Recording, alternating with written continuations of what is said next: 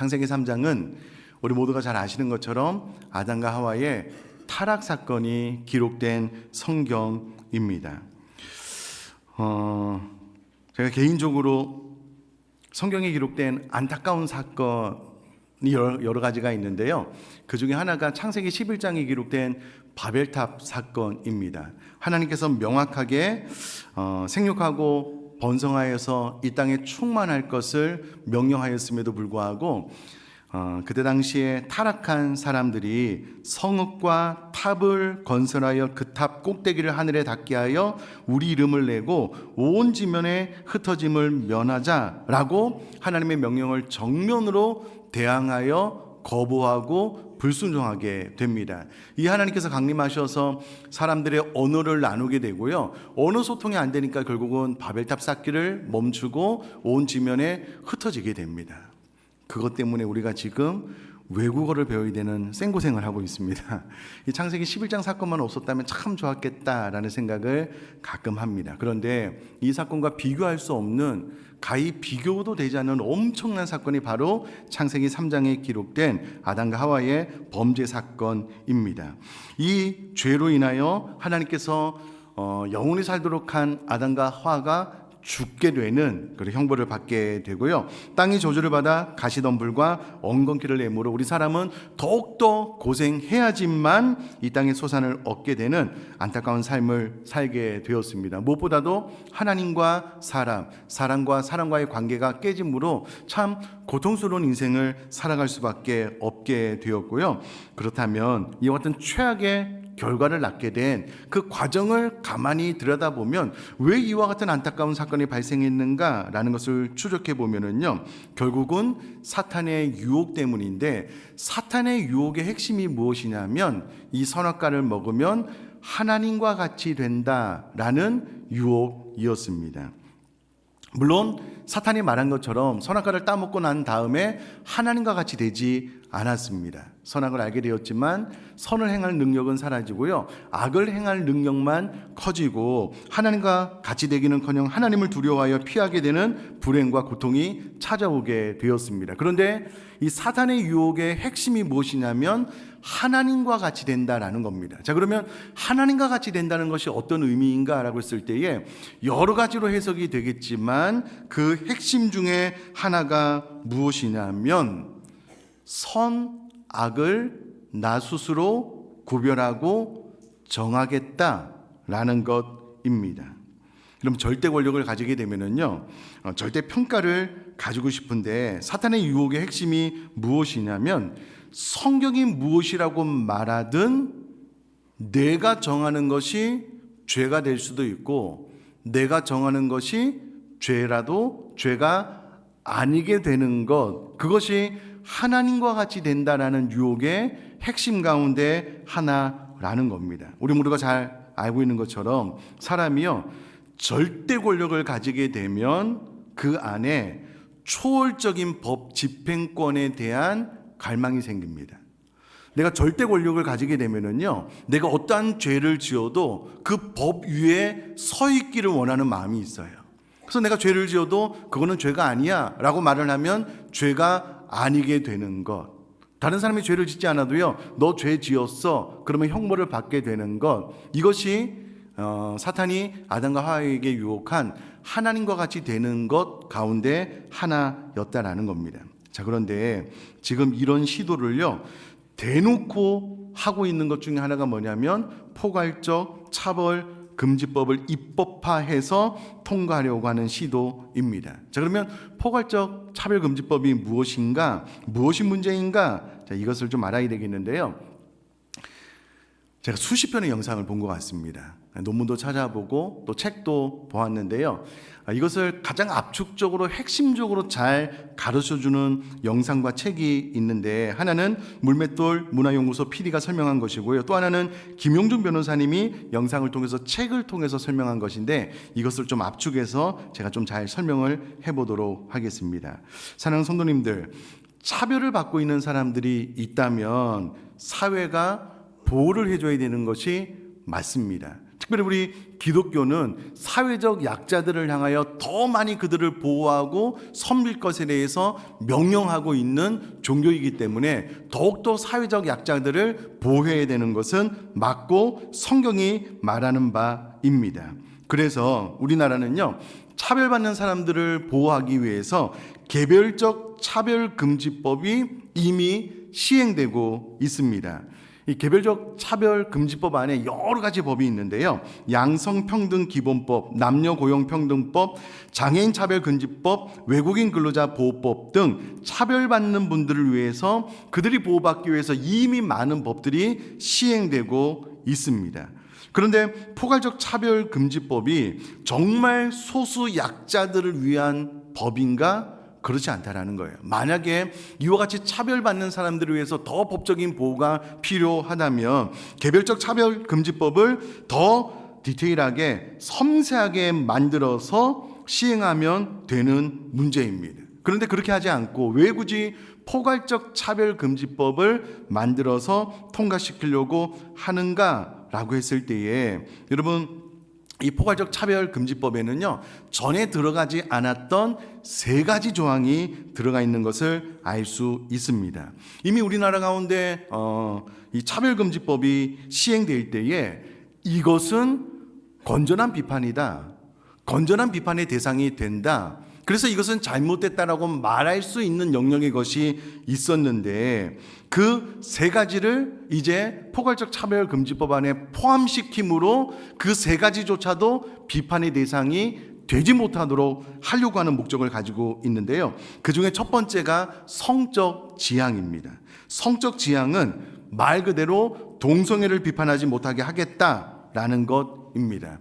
이것이 가장 핵심적인 부분이기 때문에 좀 이따가 더 많이 설명을 드리고요. 또 하나, 두 번째는 사상입니다. 예를 들어서 종북 사상을 가진 사람에 대해서 비판을 못하게 되는 겁니다.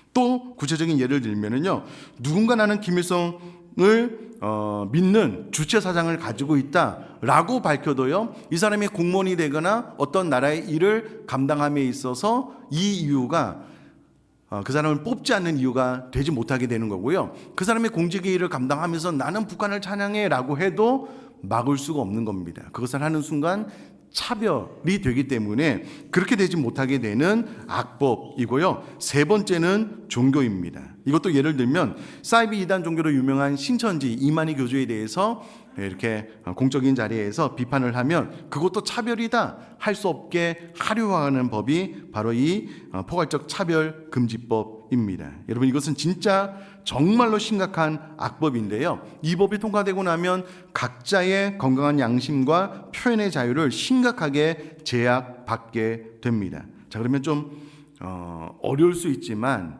지금 조금만 더 집중력을 가지고 그 핵심을 설명을 해 볼 테니까는요, 잘 들어주시면 좋겠습니다.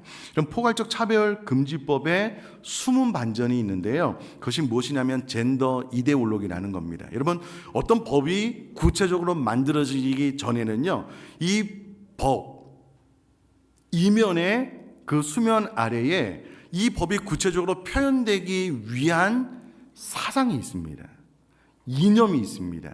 신념이 있는데, 이 신념이 무엇이냐면 젠더입니다. 다른 말로 젠더 이데올로기인데, 젠더라는 말은요, 생물학적 성에 대비되는 사회적인 성을 이루는 말입니다.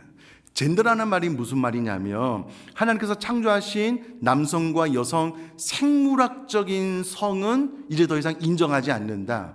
사회적인 성, 내가 성적 지향을 가지고 남자지만 내가 여자인 것 같다라고 생각하면 그것을 인정해 주는 것, 그것을 젠더라고 이야기를 합니다. 이데올로기는 개인이나 사회 집단의 사상, 행동 따위를 이끄는 관념, 신념의 책인데요, 그냥 이념, 신념이라고 생각을 하시면 좋겠습니다. 그러므로 젠더 이데올로기는 사회적인 성에 대한 신념을 말합니다. 그런데 이 젠더 이데올로기를요, 오늘 인터넷에 찾아보면 젠더를 인간의 성별로 존중하자는 견해를 반대측에서 이르는 말로 이제 인터넷에서 설명을 해주고 있습니다. 그러니까 원래 젠더 이데올로기라는 말은 젠더 이념, 젠더 사상을 말하는 것인데요. 이것이 역사 안에서 젠더를 인간의 성별로 존중하자는 견해를 반대측에서 사용하게 되므로 좀 부정적인 말로 사용이 되었는데요. 이 부분에 대해서 김용준 변호사님은 이렇게 설명을 합니다. 포괄적 차별금지법은 사실상 이 젠더 이데올로기가 무엇이냐면 사전적인 정의 말고요, 인터넷에서 설명하는 정의 말고요, 사회적인 성에 대한 신념을 젠더 이데올로기라고 하는데, 이 젠더 이데올로기를 실행하기 위한 목적이 내재된 법, 그것이 포괄적 차별금지법이다라는 거예요.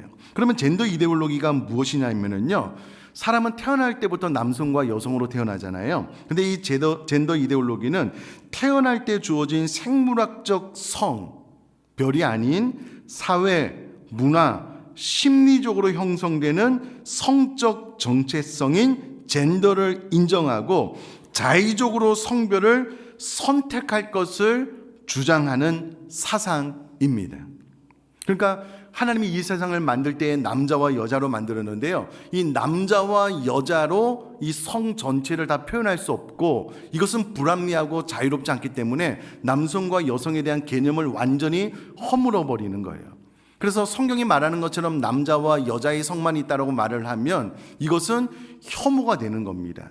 차별이 되는 거예요. 그래서 남성과 여성에 대한 개념을 완전히 허물어 버리고요, 본인의 어떤 사회, 문화, 심리적인, 성적인 성향에 따라서 그가 남자든 여자든 나는 남자인 것 같아요, 여자인 것 같아요 라고 말을 하면 그 성을 받아들이고 존중해 주자라고 말을 하는 것이 젠더 이데올로기입니다.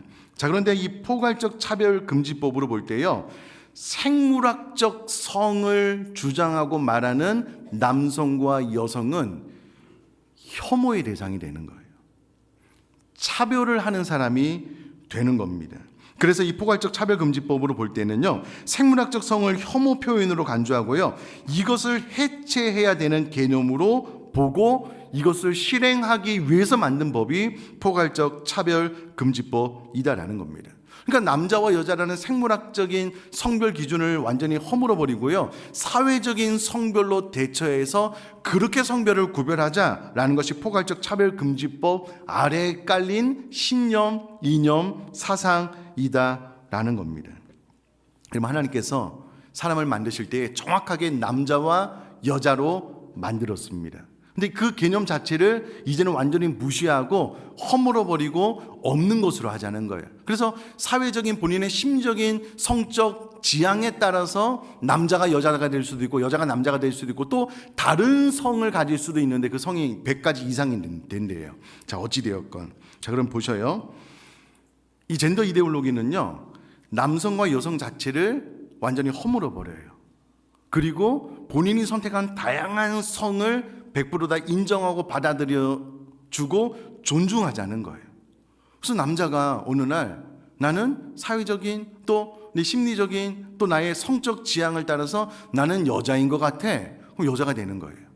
그러니까 이 젠더 이데올로기는 남성과 여성에 대한 기준 자체가 없기 때문에 이 사람이 여자가 되면은요, 여자 화장실, 여자 목욕탕 들어가도 되는 거예요.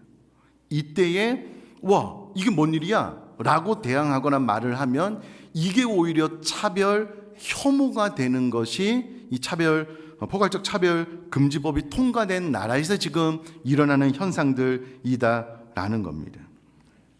이게요, 여러분 100가지도 넘는데요. 자, 어찌되었건 여러분 우리가 여기서 정확하게 이해를 하고 알고 넘어가야 될 것이 무엇이냐면요, 성평등과 양성평등은 완전히 다른 개념입니다. 양성평등은 하나님께서 생물학적으로 남자와 여자를 만들어 놓으셨는데 이 남자와 여자가 평등한 주권과 권리 또 평등한 실력 행사를 해야 된다는 것이 양성평등입니다. 그런데 성평등은요, 남성과 여성에 대한 성적인 어떤 차이 개념을 완전히 허물어 버리고 이 땅에 존재하는 본인의 성적 지향에 따라서 선택한 모든 성은 동등하다, 차별이 없어야 된다 라고 말하는 것이 성평등입니다. 그러니까 본인이 성적 지향에 따라서 동성애를 해도 그것은 본인의 선택이기 때문에 존중해 줘야 된다. 성경은 그것이 죄다라고 말을 하는데 죄가 아니다라고 말하는 것이 포괄적 차별금지법이다라는 겁니다. 그런데 여러분, 성평등은요, 생물학적 성별을 혐오의 대상으로 봅니다. 왜냐하면 성이 남성과 여성만 있다면 그 외 다양한 성들은 다 차별하게 되고 인정을 못 받게 되잖아요. 그러므로 성평등을 주장하는 사람들은 오히려 남성, 여성 생물학적 성별을 혐오의 대상으로 보는 거예요. 그렇게 하면 안 된다는, 그래서 이 개념을 완전히 이제는 이 사회에서 허물어 버리려고 하는 시도들이 바로 이 포괄적 차별금지법 아래에 있는 이데올로기, 젠더 이데올로기의 핵심이다라는 겁니다. 자, 계속해서 동성애에 대한 이야기를 좀 하려고 하는데요. 여러분, 우리나라는 이미 동성애가 불법이 아닙니다. 동성애를 해도 법적으로 너 잘못해서 잡아와서 처벌을 하는 나라가 아닙니다. 이미 사회적 분위기가요, 동성애에 대해서 그런가 보다 하는 분위기입니다. 그래서 국가인권위원회 통계 자료를 보면은요, 국가인권위원회가 설립될 때부터 지금까지 내가 동성애 때문에 차별받았다라고 들어온 건수는요, 전체의 신고 건수의 1.1%에 불과하대요. 이 신고 건수는 내가 전과자다, 내가 전과자 경력이 있는 것 때문에 차별받았다라고 말하는 수준과 거의 비슷하대요.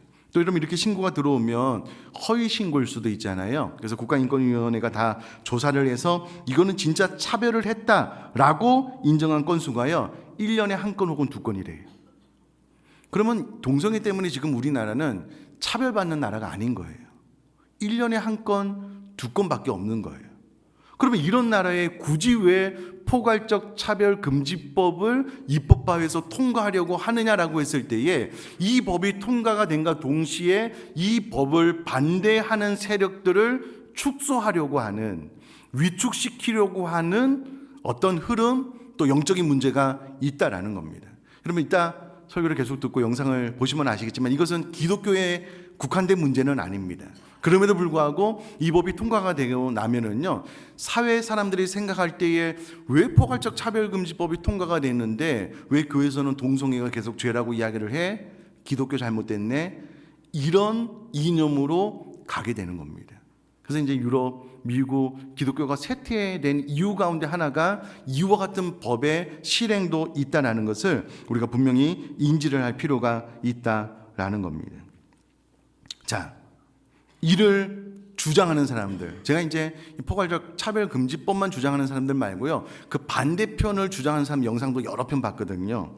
근데 이분들이 하는 이야기 중에 하나가 뭐냐면, 포괄적 차별금지법이 시행되고 교회에서 동성애를 반대하는 설교를 해도 처벌되지 않습니다 라고 주장하는 것을 볼 수가 있습니다. 근데 여러분, 이것도 가만히 들여다보면은요, 말장난입니다. 왜 그러냐면, 물론 종교시설에서 동성애를 비판하는 설교를 하면 제재 대상이 안 될 수도 있습니다.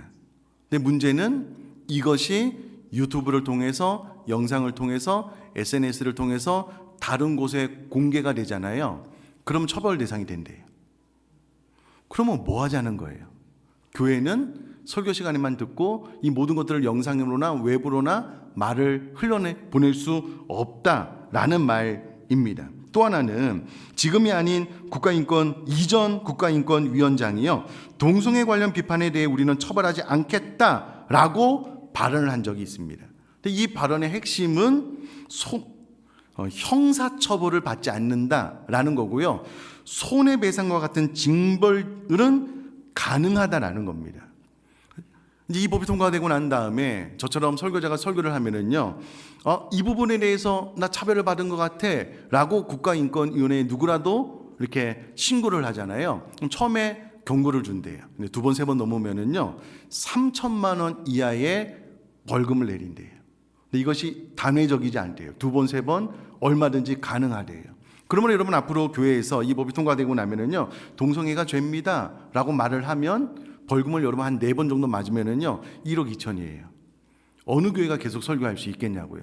그러면서 말은 형사처벌을 받지 않아요 라고 이야기를 하지만 다 말장난입니다. 이 변호사님들이 전부 세부적으로 살펴서 한 이야기이다라는 겁니다. 이와 같이 이행강제금은 중복해서 부과될 수 있기 때문에요. 이렇게 해서 계속해서 벌금을 받으면 결국은 말을 못하게 하겠다라는 겁니다. 만약에 포괄적 차별금지법이 통과되었다라고 생각을 하고 가정을 해보면은요, 우리나라에서 일어난 일들은 상상하기도 싫습니다. 아니, 지금도 그 위험수에 이미 도달했는데요.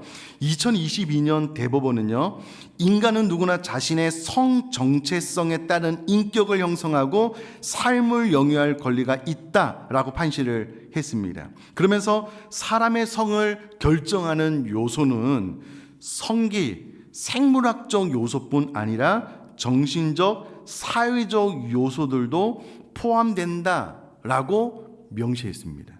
우리나라 법에 대한 이야기입니다. 그리고 2024년 지방법원에서요, 성별 정정을 위해 수술을 강요하는 것은 위헌이다라고 결정을 내렸습니다.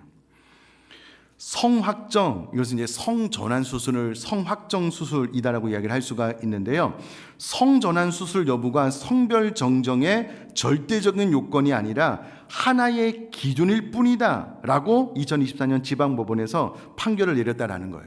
이 말이 의미하는 바는 이제 이것이 또 대법원에서 통과가 되면 우리나라도 내가 성적 지향에 따라서 내가 남자인데 내가 여자다라고 하면 이 성별을 바꾸는 수술을 강조하는 것은 위법이라는 거예요. 그럼 그대로 살아도 되는 거예요. 이 법이 통과가 되면은요, 아닌 게 아니라 진짜 남자의 몸 그대로 성적 지향에 따라서 자신의 심리적인 요건에 따라서 나는 여자다라고 생각을 하고요, 그렇게 판정을 받으면 목욕탕에 들어가도 된다니까요. 이러면 이런 일들이 지금 발생하고 있습니다. 말도 안 되는 이야기인 것 같죠. 이런 일이 발생하고 있다는 겁니다. 자, 이렇게 이야기를 하면 제가 목사이기 때문에 이거는 뭐 기독교인 성경에만 나오는 이야기 아닌가라고 생각을 할 수가 있잖아요. 그래서 제가 많은 영상 가운데 딱 하나의 영상을 좀 보도록 할 텐데, 여러분 이것은 기독교 방송국에서 만든 영상이 아닙니다. 일반 사회에서 일어나는 일, 그것도 공영방송에서 방송된 뉴스를 잠깐만 보도록 하겠습니다. 뉴스 좀 잠깐 앞으로 볼게요. 캘리포니아주의 학부모들은 자녀에게 성 정체성에 대해 교육하는 것이 금지될 전망입니다. 캘리포니아주 의회가 12세 이상 미성년자들의 학부모 권리를 제한하는 법안을 심의 중인데, 한인들을 비롯한 학부모들의 반대 목소리가 높습니다. 법안이 통과되면 예를 들어 성 정체성에 혼란이 오는 아이에게 넌 남자야 라고 말하면 아동학대로 간주됩니다. 이두현 기자의 보도입니다. 캘리포니아주 의회 앞에 한인 등을 포함한 학부모 500여 명이 모였습니다. 아이들이 정부의 소유물이 아니라는 내용의 팻말 등을 들고 시위를 이어갑니다. 폴라일리 좋게 내 아들은 내 딸은 이런 교육을 시키고 싶지 않다. 옵트아웃 하겠다. 거기에 대해서 선생님이 that's a hateful speech다. 이런 식으로 왜곡시켜서 받아들여서 그것을 수를 하겠다 한다면은 한마디 못하는 거예요. 왜냐면 이 모든 법안들이 글자를 그렇게 왜곡시켜서 적어놨거든요. 최근 캘리포니아주 의회는 부모가 자녀들에게 남자와 여자를 구분짓는 성 정체성 교육을 금지시키는 내용의 법안들을 통과시키면서 학부모들의 큰 반발을 사고 있습니다. 이번 법안은 학부모들의 의견이 정확히 반영되지 않았을 뿐 아니라 자라나는 아이들에게 큰 혼란을 가져다 줄 수 있다는 지적입니다. 캘리포니아주 의회에서 통과를 목전에 둔 법안에 따르면 부모가 성 정체성에 혼란이 온 남자아이에게 너는 남자야라는 말을 하는 행위가 아동학대로 간주될 수 있습니다.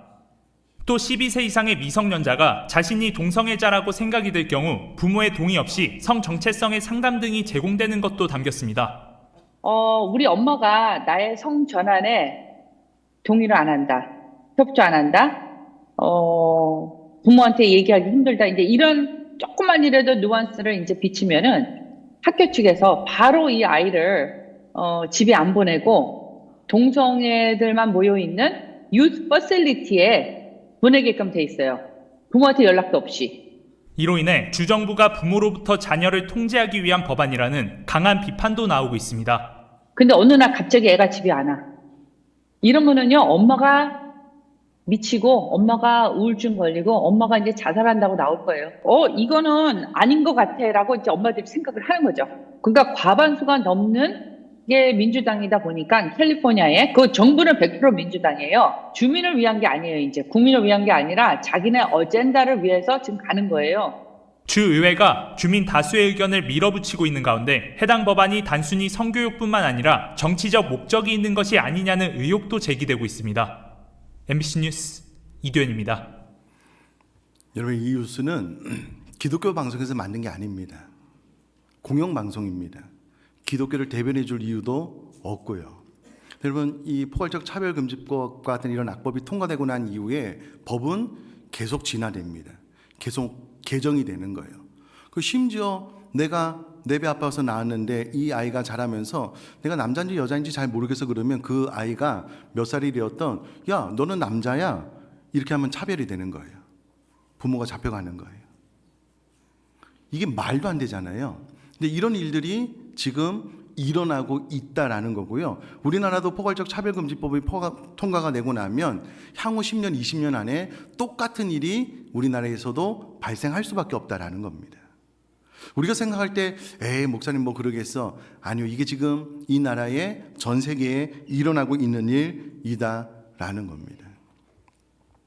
이와 같은 이유 때문에 오늘 한국교회가요. 나라 민족을 위해서 기도하기 위해서 약 한 100만원 현장에 100만원 온라인으로 모여서 함께 기도하고 예배하려고 합니다. 현재 합동, 통합, 백석, 고신, 대신, 합신, 한영을 포함한 주요 교단들 또 시민단체들도 적극 참여하기로 했고요. 더 많은 교단들이 참여 의사를 밝히고 있습니다. 울산의 대형교회는요. 지방에서 서울로 올라오는 모든 버스의 비용을 우리가 다 대겠다.